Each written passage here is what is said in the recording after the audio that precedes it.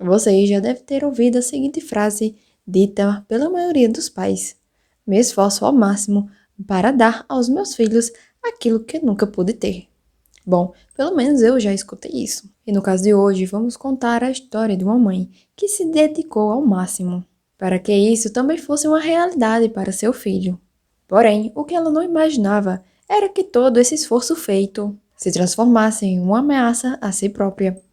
Hoje vamos falar do caso Bruno Eustáquio Vieira. Olá pessoal, tudo bom com vocês? Meu nome é Ana Caroline e sejam bem-vindos ao meu canal. Se você é novo por aqui e gosta de casos criminais ou sobrenaturais, se inscreve porque toda semana tem vídeo novo. Aproveite e curta esse vídeo, não custa nada e você estará contribuindo com o crescimento no canal. Sem mais enrolações, vamos para o caso de hoje. Bruno Eustáquio Vieira nasceu e foi criado na cidade do Guarujá, localizada no litoral do estado de São Paulo. Ele morava com sua mãe, Márcia Lanzani, e não há informações oficiais sobre seu pai biológico. Márcia acordava muito cedo e trabalhava arduamente para sustentar a casa.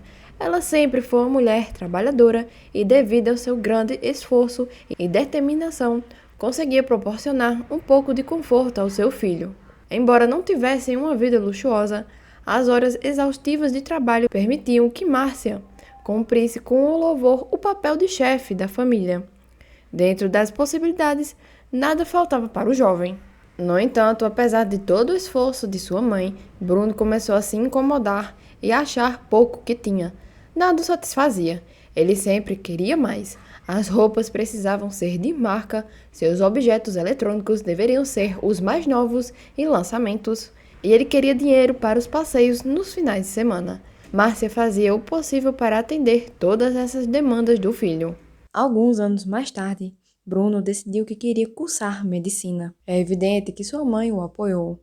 Afinal, qual mãe não se orgulharia de ter um filho médico? Entretanto, é bom lembrar que o curso de medicina no Brasil é extremamente caro e requer esforço e dedicação. E mesmo que o estudante opte pela rede pública de ensino, ele precisa se dedicar bastante, pois as vagas nas universidades públicas são bastante concorridas. A solução seria fazer um cursinho, mas o investimento para um cursinho pré-vestibular para medicina é bastante elevado. Mesmo com todos esses obstáculos, Márcia continuou apoiando bravamente o seu filho e continuou trabalhando para custear os estudos dele. Quando Bruno começou a estudar, ele rapidamente ampliou sua rede de amigos, fazendo amizades no cursinho e com estudantes de medicina e áreas adjacentes.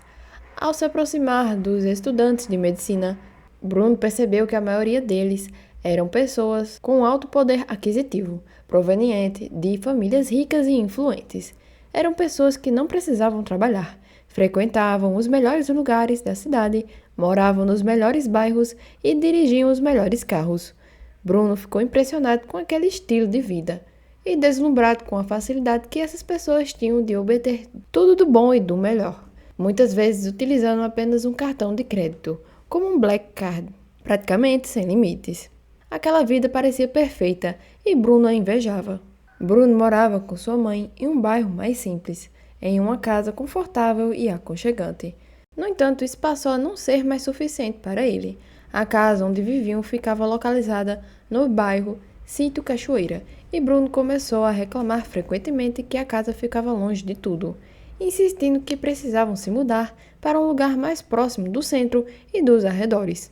Após muita insistência de Bruno sobre a localização da casa e as dificuldades que ele enfrentava para se locomover, Márcia encontrou uma solução prática. Deu uma moto para o rapaz.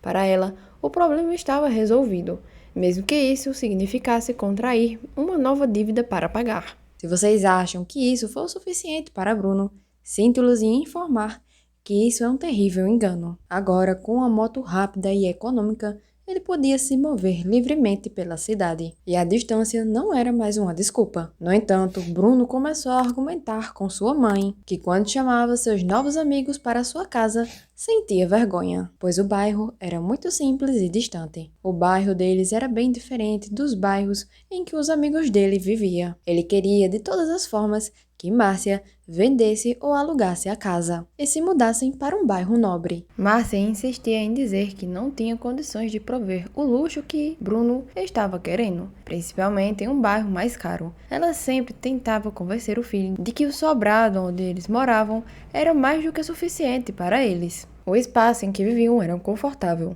e Márcia fazia de tudo para que fosse acolhedor, inclusive para os novos amigos do filho, recebendo todos de braços abertos. Ela dizia a Bruno que ele não precisava se envergonhar, pois se seus amigos fossem realmente amigos, entenderiam que ele vinha de uma origem humilde e que ela se esforçava ao máximo para proporcionar o melhor para ele. Infelizmente, essa conversa não alterava a forma de Bruno ver as coisas. Ele queria viver o estilo de vida ostensivo de seus amigos, e essa arrogância ao lidar com as pessoas ao seu redor gerava várias brigas e discussões entre ele e a mãe. Márcia sempre lembrava a Bruno que ele vivia uma vida de luxo comparada à vida que ela teve quando era jovem. Ele usava roupas boas, frequentava os melhores lugares junto com os amigos e tinha a liberdade de ir aonde quisesse e quando desejasse. Mas ainda assim, ele não sentia que fazia parte daquele grupo e achava que a solução para se sentir completo seria morar em uma casa nova em um bairro nobre. Em dezembro de 2020, as brigas se intensificaram e as coisas saíram do controle. No dia 22 de dezembro de 2020, de acordo com o que Bruno contou aos investigadores, ele voltou da academia e encontrou sua mãe desacordada no chão. Ele verificou os sinais vitais dela e constatou que não havia pulso. Então ligou para um amigo, que o orientou a como prestar os primeiros socorros, e em seguida ligou para o SAMU. Logo que o SAMU chegou, o socorrista constatou que Márcia não tinha mais vida. Bruno continuou seu depoimento dizendo que ligou para sua tia e contou o que tinha acontecido. De acordo com essa versão, sua mãe havia escorregado na urina do cachorro da família, se desequilibrado e caído. Devido à intensidade da queda, ela havia batido a cabeça e morrido. Vale lembrar que em outro momento, ele disse aos investigadores que achava que sua mãe tivesse tido um infarto. No entanto, essa versão foi facilmente contrariada pelo médico legista, que analisou cuidadosamente o corpo e determinou que a causa da morte de Márcia foi estrangulamento. Ele ainda registrou no documento que ela tinha um corte na cabeça e um osso quebrado no pescoço. Após o documento chegar às mãos da polícia, tudo começou a se complicar. Uma pessoa não pode morrer por estrangulamento acidentalmente. Deve haver outra pessoa na cena do crime, pois alguém a estrangulou. Enquanto o legista trabalhava na emissão do laudo referente ao caso de Márcia, Bruno sofria em suas redes sociais, dizendo que estava de luto e que nunca deixaria de amar sua rainha. Assim que foi constatado que não se tratava de uma morte acidental, mas sim de um assassinato, a investigação se intensificou. A essa altura, você já deve estar imaginando quem seria o principal suspeito de tirar a vida de Márcia Lanzani. Sim, foi ele mesmo, Bruno, o próprio filho da vítima.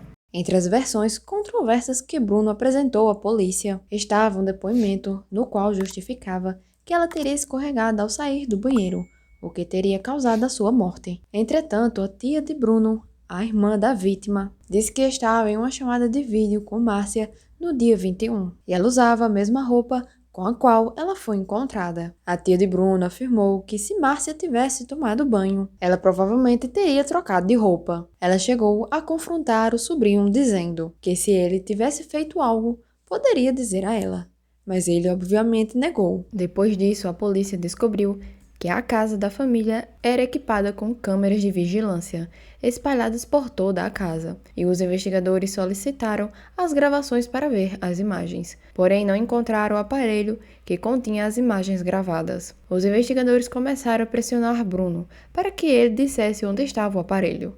No começo, ele tentou se esquivar da pergunta, mas pouco tempo depois, não suportou a pressão e acabou dando as dicas necessárias. Os investigadores encontraram o aparelho com as imagens dentro do fogão, na cozinha da residência. Bruno disse que escondeu o aparelho porque estava com medo de ser incriminado por algo que ele não fez. Ao analisar as imagens do dia 21, um dia antes de descobrir o corpo sem vida de Márcia em sua residência, a câmera do corredor conseguiu capturar, mesmo que de longe, através da porta do quarto da vítima, uma movimentação que deixou os investigadores de boca aberta.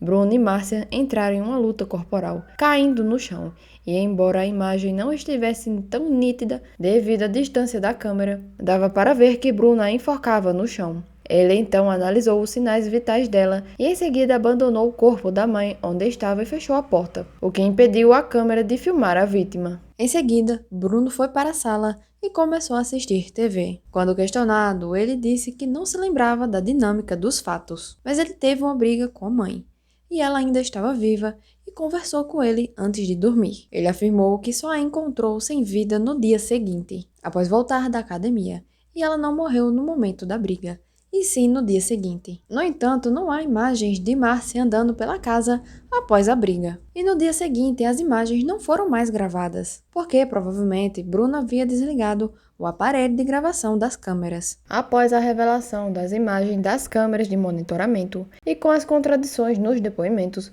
Bruno foi indiciado por homicídio doloso qualificado, com a intenção de matar por motivo torpe. Em 1º de junho de 2021, a Justiça atendeu ao pedido do Ministério Público e decretou a prisão preventiva de Bruno. No entanto, já era tarde demais, pois Bruno havia desaparecido e foi dado como foragido.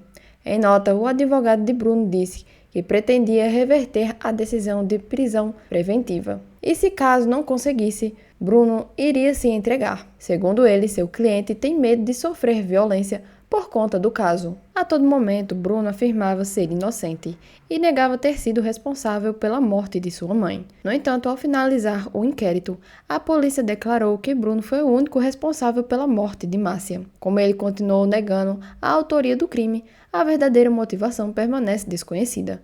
Contudo, muitos especulam que o crime teve motivação financeira, considerando que Bruno receberia um seguro de vida de sua mãe e tomaria posse imediata de todos os seus bens. A hipótese mais aceita é que Bruno teria tirado a vida de sua mãe por causa da herança. O advogado de Bruno afirmou que Márcia só tinha um imóvel e um carro, e acredita que seu cliente não cometeria uma atrocidade tão grande por tão pouco. É importante lembrar que, embora o advogado tenha dito que Bruno se entregaria caso a prisão preventiva não fosse revertida, ele não cumpriu essa promessa e estava foragido desde junho de 2021. Porém, foi preso agora, no dia 8 de julho de 2024, em Belo Horizonte.